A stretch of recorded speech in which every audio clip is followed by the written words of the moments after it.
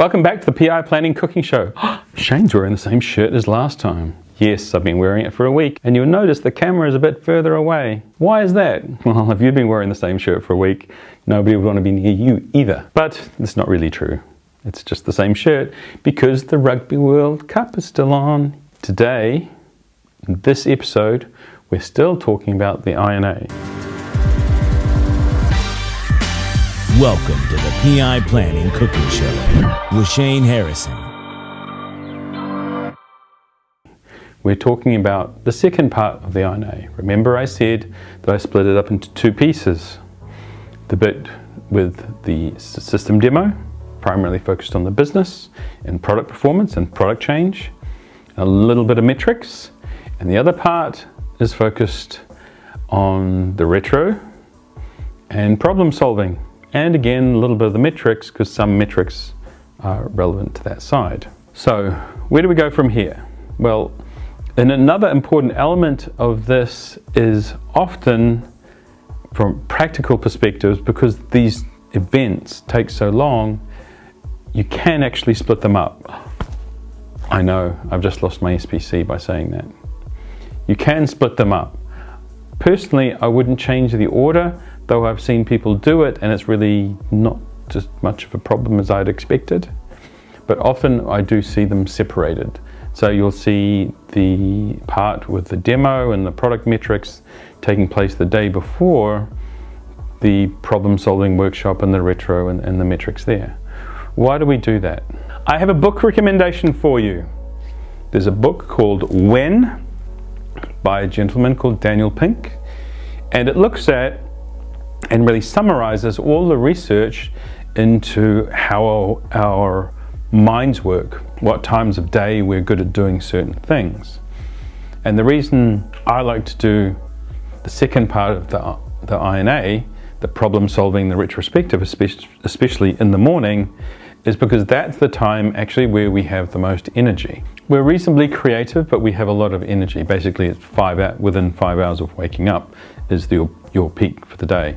There's another peak later in the afternoon. You sort of go to sleep in the middle. Siesta is a good thing. So there's a peak later in the afternoon where, in theory, creativity is higher, but focus is not so good. So we want to do our INA because it does take a fair bit of grunt work, especially if you're going to do Ishikawa or 5 Whys to get through that INA and get some positive results. So that's why often I'll see it split. So we'll see an afternoon, maybe the previous afternoon, where we're being a bit social, we do a demo, we do a little bit of a party, yay, we're so good. And then in the morning, head down, tail up, all action to actually learn from the event. Everything that's normally in an INA. I don't cut corners on this. As we discussed 2 episodes ago, the objectives that Scaled Agile have identified for this particular practice of inspect and adapt are critical, and in my point of view, and you argue away as much as you want in the comments, are the objectives are just unquestionable. Here we're going to look at some performance metrics, but we're going to probably dig a little bit deeper than we would have with the business. We're going to look, as I mentioned in an earlier one, we're going to look at defect density, we're going to look at planning accuracy, we're going to look at prediction metrics around how good are we at predicting the amount of defects that we're going to have. We're looking at cycle time for defects. We're going to look at a lot of detailed stuff for the teams and the arts, because the teams and the arts need to get better at how they execute, whether they execute building the product or they execute in general. And too high an abstraction means you've not got enough detail to actually know which thing you need to twist and turn, which things you need to add. You can do, once you've looked at those metrics, you can do a normal retrospective if you want to. The problem is it's really time consuming to do any form of traditional form of retrospective. Even if you're splitting the teams up, by the way, what I would do in terms of splitting the teams up, and this is important, is mix them up. This is an art retrospective, this is not a team one. What you don't want is the teams all clustered together. We want people mixed up. So if you're going to do a retrospective in the room, and you've got 5 teams with 5 people, 1 person in each team, because we're looking for the art point of view. Remember, we're not looking purely for the team point of view. If you're not going to do one in the room, and you can do it, it does work and it is fun, it's just time consuming. What you can do is you can use either the previous team ones and say, okay, this is the last retrospective of the PI, and use that to sort of elicit some of the data as input, and I'll go into that a little bit more in a moment. Or you can use a survey model, which is quite good too. So when you do a survey model, what you do is in the second to last iteration, you do a very general survey, and I'm just going to keep my traditional model for now. You can use a different one, where I'm going to ask, okay, what are we good at? So what's going well? If it stays the way it is, we'll keep it. What do we need to improve? What must we improve? What do we need to stop? And what do we need to start? By the way, almost universally, I'm trying to think, and the pause is I'm trying to think of a time when I don't do this, anonymous surveys. You want people to feel completely safe in what the feedback they give you. So you do those surveys, and that will be in, let's say if you're doing 5 iterations, that will be in 4, and then in 5 you'll do another survey where you've whittled down the feedback in some areas in order to get a ranking. So in the area of what are we doing well, yahoo, all of it is good, right? We're going to put everything up there, even if it disagrees with things later on. So the first part of the survey is, yay, aren't we great? Here are all the things that people in the organization thinks we're wonderful at. You know, it's okay to do a little bit of tuning of the words, of course. The next part of that second survey is really, hopefully you've been able to find a top 10. If it's much more than a top 10, you're going to get a higher drop-off rate, so be careful about that.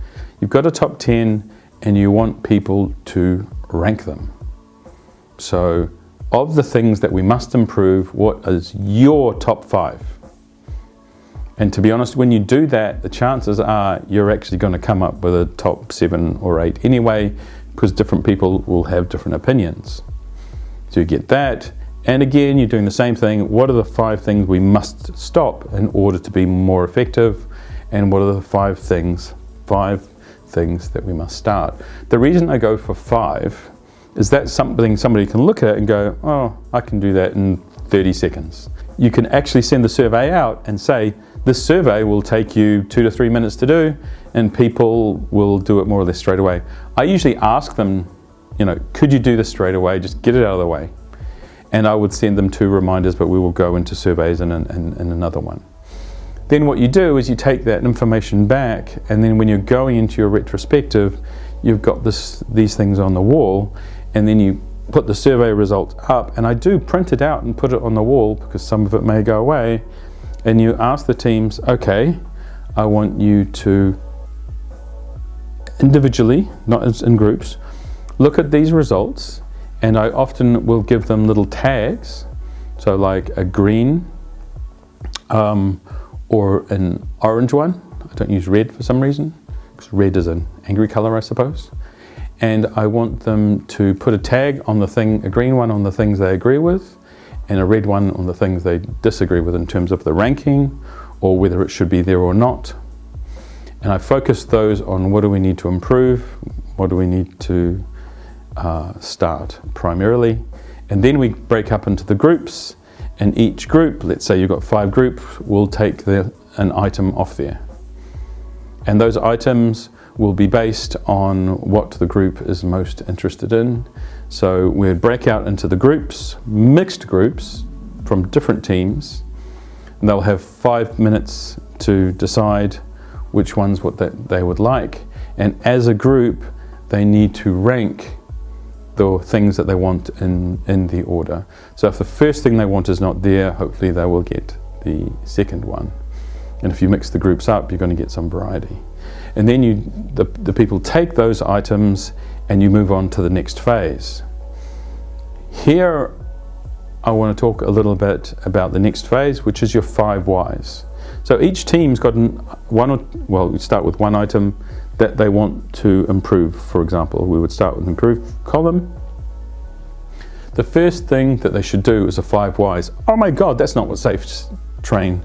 Yeah, I'm sorry, I was doing lean for about 6 years before I came across SAFE, and one of the most true recommendations I ever got from the trainer that I had and the coach that I had as well afterwards was, you only move to Ishikawa if your 5 whys cannot find the problem, because we don't move to complex problem solving unless we cannot resolve it with simple problem solving.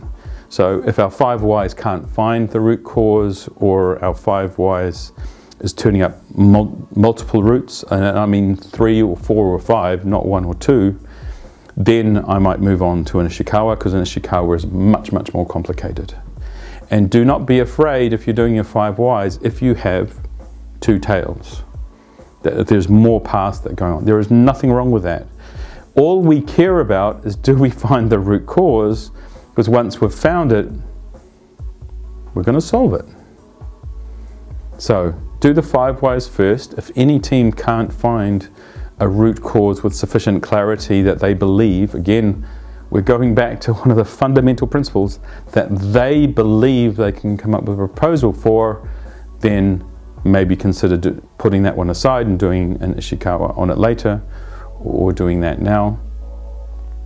Then, of course, I'm not going to go through all the details. SAFE do a very good job of outlining that we want to do brainstorming, that we want to be creative, and we want to come up with propositions to either reduce the impact of the thing, the problem we have, so the area that we want to improve, so make it a bit better, or eliminate would be better, or even mitigate. But the 5 whys should be enough, and the team should brainstorm following the standard brainstorming model, and then they should come back and present. That's an important point. The team present, or each team will present, the 1 or 2 items that they have found that are root causes of the issue that they were working on, or the improvement item, and they will also present their proposals for actions that should take place. There should be a discussion with the wider audience about that. It shouldn't be a long one, because we've got maybe 5 groups presenting anywhere between 5 and 10, maybe less, actions that need to be taken. Once those actions are out there, then you may need to prioritize them if you don't have capacity. But those actions, we want people to vote on those. And I give the classical model. I don't know where SAFE got this, maybe it's SAFE's. I use the fist of 5 to identify the importance of taking this action. Now, one thing that you should, or one thing that you will observe, I was going to say watch out for, but watch out's the wrong word, because it's not a problem. You may see that there are multiple similar actions that you can summarize. You should take that opportunity as you go. And you may see there are multiple actions that actually have a positive effect on multiple issues. That's wonderful. But we want to vote on the actions that we want to take, and then what we do next is those teams take those items back and start working on them, put them into their backlog. So each team, so if you've got actions that go to every team, each team will take it. If you've got actions just go to one team, that team will take it. If you've got actions that need to go to your community of practices or your capabilities or your guilds, they take that. Those people should be in the room, by the way. I don't know if I mentioned that, but I will now. Now you have a clear set of actions that you can take away and execute to improve your art. Now remember, you're doing this at the beginning of the IP iteration, and remember why I said you do that. Because you have to take those things away and turn them into, well, not necessarily in all cases, but often you have to turn those into features to take into your planning. And if your planning is tomorrow, I'm not sure how you would achieve that unless it's very simple, because it has to be discussed, defined, and socialized. So anyway, thank you very much. That's the part 2 of Inspect and Adapt. We look at our performance metrics, We look at our retrospective either by doing one based on surveys or one in real life. Each team takes some improvement items or maybe a start item and comes up with the proposals, so the actions that we should take next. Those things are agreed by the whole art, and then we go for it. So thanks. So that's it. The end of this episode of the PI Planning Cooking Show. I hope you're at the summit and you've come and visited us at the PI Planning app booth. I'm sure you've seen a great demo of the app, and if you've got remote teams, that's the solution to the problem. Thanks again for watching the PI Planning Cooking Show. We'll be back next week when we have recovered from our hangovers and all our flights and all of that fun stuff. Have a great day. Have a great week. See you next time. And don't forget, if you're at the summit, to come say hi. We have a gift for you. That's the PI Planning Cooking Show with Shane Harrison.